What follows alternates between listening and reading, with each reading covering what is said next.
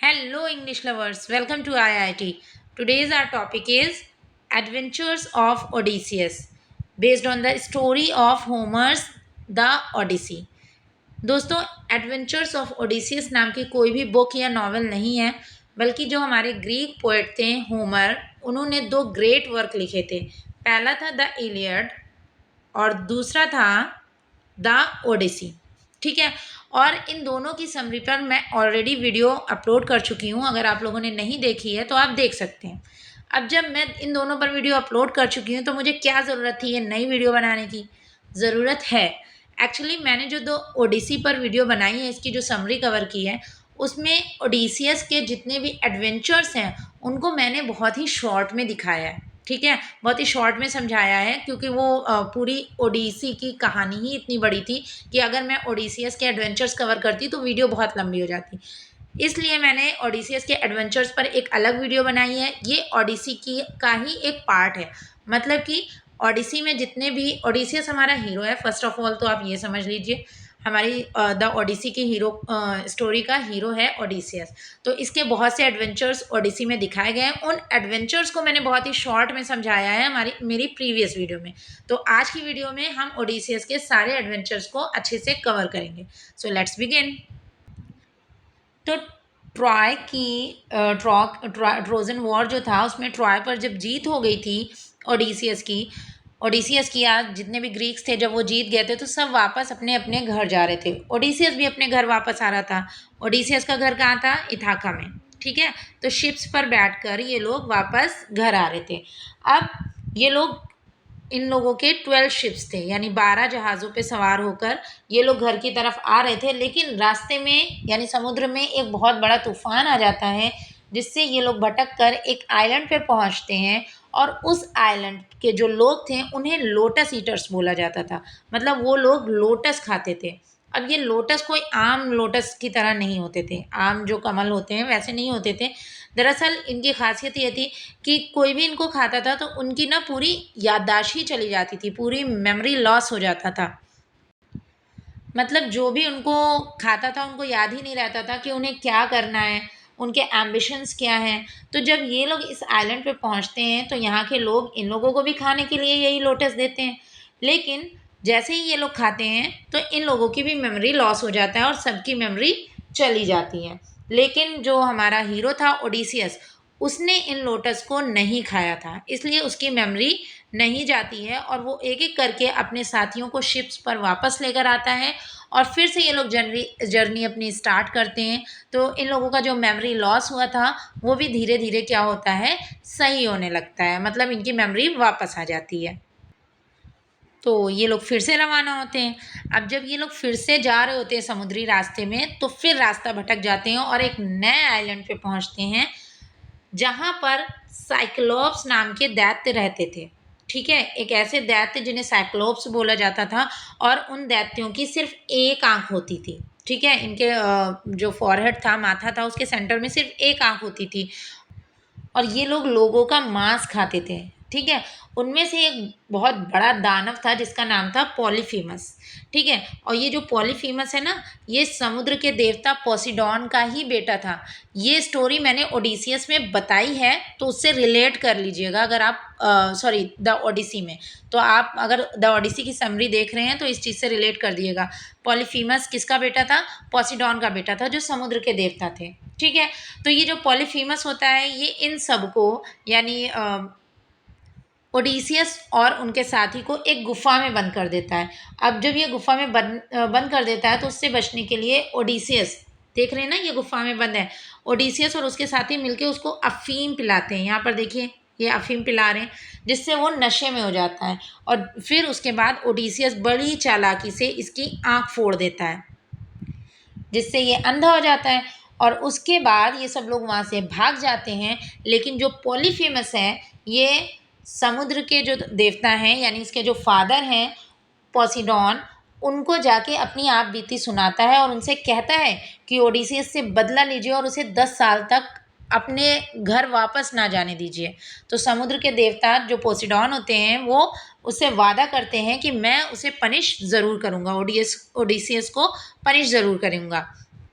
अब क्योंकि बार बार क्या हो रहा था, किसी ना किसी वजह से ओडिसियस इधर उधर फंस जाता था आइलैंड पर, तो मतलब समुद्री तूफान आता था बार बार, इसलिए ओडिसियस क्या करता है, विंड गॉड एओलस, ये विंड गॉड है यानी हवाओं के देवता हैं, इनके आइलैंड पर जाता है और उनसे कहता है कि हमें घर पर सुरक्षित पहुंचने में मदद करें। तो ये जो एलस होते हैं वो क्या करते हैं, वो जितनी भी बुरी हवाएं होती हैं ना, उनको एक लेदर बैग में बंद कर देते हैं और वो लेदर बैग ये ओडिसियस को देते हैं और कहते हैं कि इसको रास्ते में मत खोलना, ये सारी बुरी हवाएं बंद हैं, यानी समुद्र में तूफान नहीं आएगा जब तक आप जर्नी करोगे। जब आप वापस अपने घर पहुंचना तब इस बैग को खोल देना और उन हवाओं को आज़ाद कर देना। तो इसके बाद ओडिसियस फिर से घर के लिए चल पड़ता है। अब वो लोग इथाका पहुंचने ही वाले थे, यानी अपने घर पहुंचने ही वाले थे, लेकिन उस समय ओडिसियस सो रहा होता है। तो उसके साथी सोचते हैं आखिर इस लेदर बैग में है क्या, उनको लगता है कहीं इसमें सोना वोना तो नहीं है। तो वो क्या करते हैं, उस बैग को खोल देते हैं और जितनी बुरी हवाएं होती हैं वो फिर से आज़ाद हो जाती हैं और फिर से समुद्र में भयंकर तूफान आ जाता है, जिससे ओडिसियस और बाकी लोग फिर से परेशान हो जाते हैं, इधर उधर हो जाते हैं। अब ये लोग इकट्ठा होकर फिर से जाते हैं एओलस के पास और उससे रिक्वेस्ट करते हैं कि मतलब फिर से उन हवाओं को कैद कर दीजिए और बचा लीजिए हम लोगों को। लेकिन अब एओलस को ये पता चल चुका था कि जो पोसीडॉन है यानी समुद्र के जो देवता हैं वो बहुत गुस्से में हैं ओडिसियस से, तो वो एओलस उन्हें नाराज़ नहीं करना चाहते हैं, इसलिए वो इस बार उनकी मदद करने से इनकार कर देते हैं। अब एओलस से तो मदद नहीं मिलती, तो ये लोग क्या करते हैं, खुद ही अपना शिप वे फिर से सही करके फिर से अपनी जर्नी के लिए निकल पड़ते हैं। अब रास्ते में इन्हें फिर इनके ऊपर अटैक होता है लेस्ट्रीगोनियंस का। ये भी बहुत भयानक वाले दैत्य होते हैं जो इनके सारे शिप्स को बर्बाद कर देते हैं। मतलब इनके अटैक से सारे के सारे शिप्स डूब जाते हैं, सिर्फ एक ही शिप बचता है, वो किसका होता है, ओडिसियस का। अब ये बेचारे जो ये एक शिप बचा है इसी को लेके फिर से निकल पड़ते हैं अपने रास्ते में। अब रास्ते में क्या होता है, ये लोग पहुंचते हैं एक और आइलैंड जिस पर सर्सी का राज होता है। इसको सर्सी पढ़ेंगे, आप चाहें तो सर्स प्रोनाउंस करिए, वैसे भी प्रॉपर नाउन को आप अपने अकॉर्डिंग प्रोनाउंस कर सकते हैं, तो वैसे इसका सही प्रोनाउंसिएशन सर्सी है। तो वो सर्सी के आइलैंड पे पहुंचते हैं। तो ये एक जादूगरनी होती है जो ओडिसियस के जितने भी दोस्त होते हैं, जितने भी साथी होते हैं, उन सबको पिग में बदल देती है, सबको पिग बना देती है।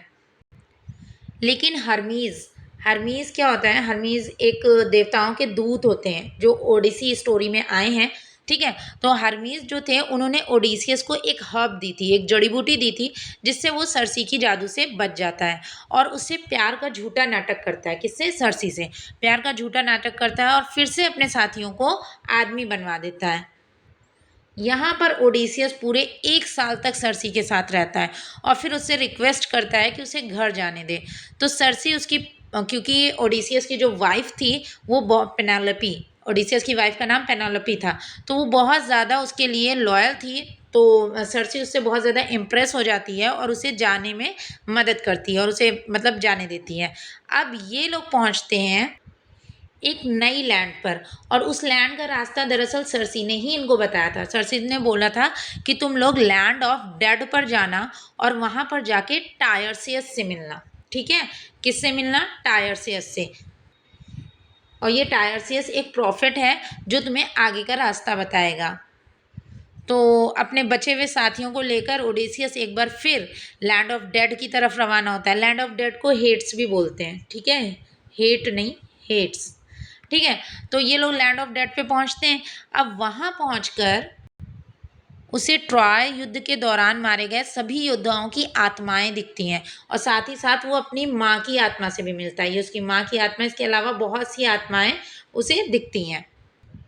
फिर वो प्रॉफिट टायरसियस को बुलाता है और उनसे आगे का रास्ता पूछता है। तो टायरसियस कहता है कि उसे सन गॉड हीलियोस के आइलैंड पर थ्रीनेशिया जाना होगा, लेकिन वहाँ पर एक चीज़ का ध्यान रखना कि वहाँ कुछ पवित्र एनिमल्स हैं, उनका शिकार ना करना वरना तुम्हारा जहाज़ डूब जाएगा। तो ये सब बातें सुनने के बाद ओडिसियस एक बार फिर निकलता है ट्रिनेशिया के लिए। अब वो ट्रिनेशिया पहुंचकर गॉड हीलियोस से मिलना चाहता है, लेकिन ट्रिनेशिया पहुंचने से पहले उसे रास्ते में साइरेंस का एरिया मिलता है। साइरेंस कौन होती हैं? वो कुछ ऐसी बहुत ही ब्यूटीफुल लेडीज़ थीं और साथ में उनका जो बाकी का शरीर था वो पक्षियों जैसा था, यहाँ पर आप देख सकते हो, ठीक है। और ये कुछ ऐसा गीत गाती थी कि समुद्र के रास्ते में जो भी जा रहा होता था, और ये अपने गीत से इतना मंत्रमुग्ध कर देती थी उनको कि जो भी इंसान जाता था वो समुद्र में कूदकर सुसाइड कर लेता था। तो इसके बारे में भी टायरसियस ने बताया था। तो ये लोग क्या करते हैं, जो ओडिसियस होता है वो अपने जितने भी साथी होते हैं ना उनके कानों में वैक्स यानी कि जो मोम भरवा देता है, ताकि इन लोगों को इन सायरेंस का सॉन्ग ना सुनाई दे। लेकिन साथ ही साथ वो अपने कानों में मोम नहीं भरवाता है, एक्चुअली उसको उन सायरेंस का सॉन्ग सुनना था। लेकिन वो अपने साथियों से कहता है कि मुझे बोट पर ही किसी चीज़ से इतनी मतलब कस के बांध दो ताकि मैं उनका सॉन्ग सुनकर समुद्र में आत्महत्या के लिए ना कूदूं। तो उसके साथी ऐसे ही करते हैं, उसके कानों में मोम नहीं डाला जाता है। वो बहुत स्पेशल थे ना, इनको सॉन्ग सुनना था, बाकी सबके कानों में मोम भरवा दिया इन्होंने। तो इस तरीके से जब वो लोग उस एरिया से गुजरते हैं, साइरेंस के एरिया से गुजरते हैं, तो बाकी सबको तो उनका सॉन्ग ही नहीं सुनाई देता और ये बेचारा बहुत छटपटाता है उसमें बंधे बंधे निकलने के लिए, ओडिसियस। लेकिन क्योंकि ये बंधा होता है तो इसलिए वहाँ से ये लोग सेफली निकल जाते हैं। अब इसके बाद रास्ते में एक और मुसीबत इनका इंतज़ार कर रही थी, और वो मुसीबत क्या थी? वहाँ पर एक 6 सर वाला एक दैत्य मिलता है, ठीक है? एक तरीके का बहुत बड़ा मॉन्स्टर। तो ये जो दैत्य होता है ये ओडिसियस की जो शिप में 6 लोगों को मार के खा जाता है। बेचारा ओडिसियस उनको नहीं बचा पाता, लेकिन फिर अपने भाले से ये इस पे अटैक करता है और इसको मार देता है। तो अब ये लोग पहुंचते हैं हीलियस के आइलैंड पर, कहाँ? जो कि था थ्रीनेशिया पर। अब वहाँ पहुँच के जैसा कि टायरसियस ने बताया था, वेट थ्रीनेशिया लिख लूँ, ठीक है। जैसा कि टायरसियस ने बताया था कि वहाँ पर जाकर किसी का शिकार मत करना, वो बहुत ही पवित्र जानवर है वहाँ पर। तो ये अपने साथियों से कहता है कि तुम लोग किसी का शिकार मत करना, बस खाली वहाँ पर फल फूल ही खाना। लेकिन एक दिन ओडिसियस पूजा करने जाता है, पीछे से उसके साथी कुछ एनिमल्स को मारकर खाने लगते हैं। इससे जो सन गॉड हैं वो बहुत ज़्यादा नाराज़ हो जाते हैं और वो देवताओं के राजा ज्यूस के पास जाते हैं, ठीक है, और कहते हैं कि इन सबको पनिश किया जाए। तो जब ओडिसियस और उनके साथी जहाज़ से आगे बढ़ने लगते हैं तो ज्यूस क्या करते हैं, उनके जहाज़ के टुकड़े टुकड़े कर देते हैं। एक बार फिर सत्या पिट गई इनकी जर्नी की। इससे ओडिसियस के जितने साथी होते हैं ना वो सब के सब डूब जाते हैं, लेकिन किसी तरह उनमें से कुछ बच कर और तैर कर ओजीजिया आइसलैंड पर पहुंचते हैं, सॉरी आइलैंड पर। तो ओजीजिया पर पहुंचते हैं जहां का जो देवी होती है जो उसको कब्जे में करके रखा होता है उस आइलैंड को, वो होती है कैलिप्सो। ये बहुत ही सुंदर होती है और ये फिदा हो जाती है किस पे? ओडिसियस पे। ओडिसियस नहीं मानता क्योंकि वो भी अपनी वाइफ के लिए बहुत ही लॉयल होता है, तो ये इसको अपने यहाँ बंदी बना लेती है, ठीक है, कैद करके रखती है। और फिर 7 सालों तक ओडिसियस यहीं पर कैद में रहता है। और इस 7 सालों के बाद क्या होता है वो सारी स्टोरी आपको द ओडिसियस जो मैंने पहले ही वीडियो अपलोड की है उसमें मिलेगी। इसमें सिर्फ हमने ओडिसियस की एडवेंचरस जर्नी के दौरान उसने किन किन प्रॉब्लम्स को फेस किया, बस हमने उतना ही कवर किया है। तो आई होप आपको ये चीज़ें तो समझ में आ गई होगी। So thanks for watching.